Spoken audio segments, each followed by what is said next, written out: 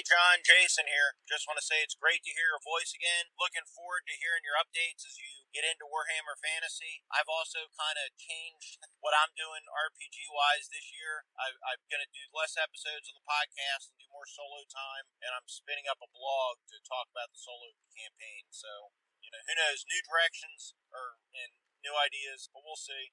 But yeah, Carl's been running a Wolfram campaign with Enemy Within and having a great time. I'm sure you will too, and I look forward to following your progress. Take care. Hi there, Jason. Thanks very much for the call. It's good to be back recording stuff again. I'm pleased to hear that you're going to be doing something cool in the new year, and I look forward to finding out what cool stuff you've got going on this blog.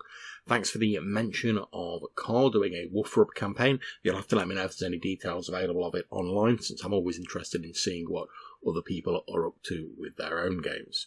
So that was, of course, Jason from the Nerds RPG Variety Cast. If you've not listened to the podcast, I highly recommend you check that out. There'll be a link in the description down below. But now I'm going to talk about a book that I'm reading at the moment called So You Want to Be a Games Master by Justin Alexander of the Alexandrian blog fame. So let's get to the episode.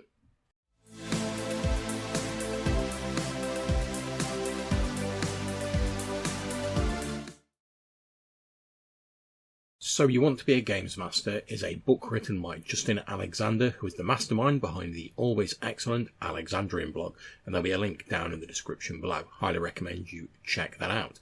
In the unlikely event that you're not familiar with Justin's blog, it's an Emmy award-winning blog that has been running for a number of years, providing a treasure trove of ideas, inspiration, and tabletop gaming advice for both GMs and players.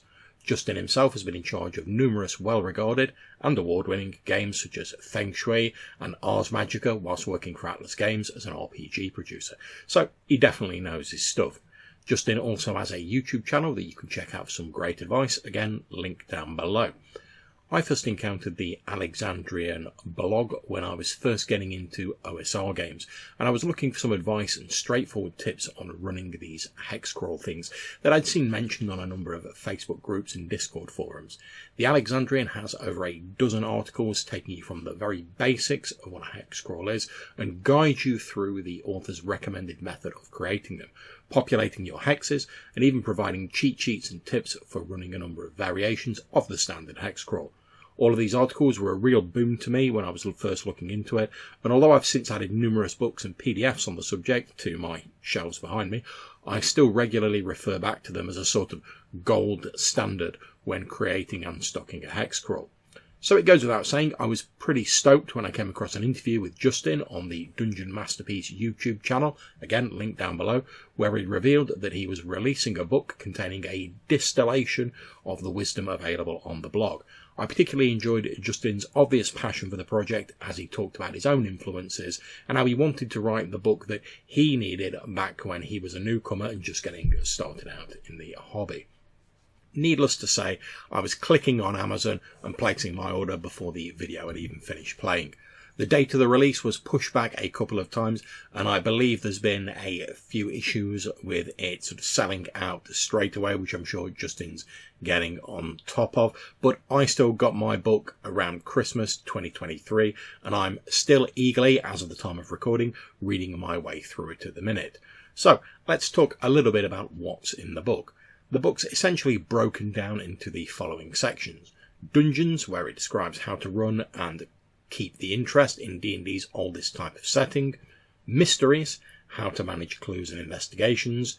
Raids and heists, considerations and advice for running this type of mission or adventure. Urban adventures, focusing on running stuff in towns and cities. Into the Wild, obviously wilderness exploration and design. And then the last, extra credit, which is a sort of grab bag of additional advice for running the gamut from creating a campaign to producing status documents and scenario hooks. Currently, I've read the first few sections and I'm reading my way through the raids and the heists. So you might say, well, John, why are you making an episode about this now when you've not finished it? Read the damn book and then get back to us. Well, part of the reason is that I've already found so much useful stuff in the first couple of sections, and given Justin's obvious expertise and experience in the arena of tabletop RPGs, I've no doubt I'll find the rest of the book just as insightful and useful. I should point out at this point that this isn't a sponsored video or a paid ad, nor did I get a complimentary copy or anything like that. I laid down my cold hard cash on the virtual Amazon marketplace to get my copy here. And I say this because given the amount you're going to hear me raving about this book, you might assume this is a paid promotion. It's not. The book's just that good. One of the first things that struck me about So You Want to Be a Games Master is that, to my mind, it very much resembles an old school book you might pick up in a W.H. Smith's or whatever your high street purveyor of choice is.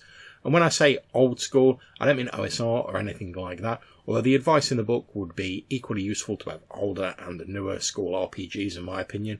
I mean that it eschews the tendency of many more modern books to dazzle you with colourful art and intricately laid out pages, going more in the style of a textbook, with blocks of text punctuated by diagrams and useful charts when necessary.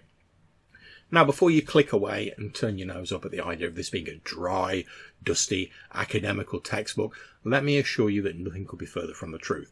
As I was reading the book, I found the author's easygoing and straightforward approach to writing a joy that left me with very little doubt as to what he was trying to convey to me. For example, in the introduction of the book, the author says, "This book isn't a role-playing game. It won't teach you the rules. Imagining an entire universe may feel daunting right now, but we're going to break this down step by step, starting in a dungeon, and we'll walk through running an adventure." Now, you can't get more straightforward a statement than that. And reading through the dungeon section, Justin is as good as his word, covering everything from making checks and rulings, sort of basic stuff, through to more advanced dungeon designs, and even touching on dynamic dungeons and faction play, all with copious examples and samples.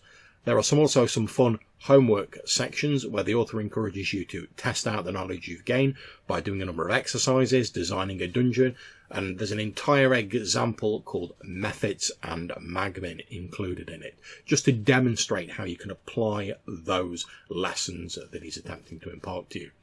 This section of the book runs to about 200 pages or so, and is absolutely crammed full of useful reference information that would benefit any GM to read. Even those of us who've been running games for a long while, we can always benefit from a refresher or a different viewpoint. I also greatly enjoyed the mystery section of the book, since I'm hoping to run the Enemy Within campaign for Woofer Up 4th edition by Cubicle 7 at some point in the near future, and the whole crux of that is the investigation, the trail of clues series of scenarios. As someone who's only run the occasional mystery, not including one-shots, and certainly not from a published campaign before, as I was reading the various books of The Enemy Within, I was definitely struggling to see how I would run it at points, in a style that I could work with and I felt comfortable with.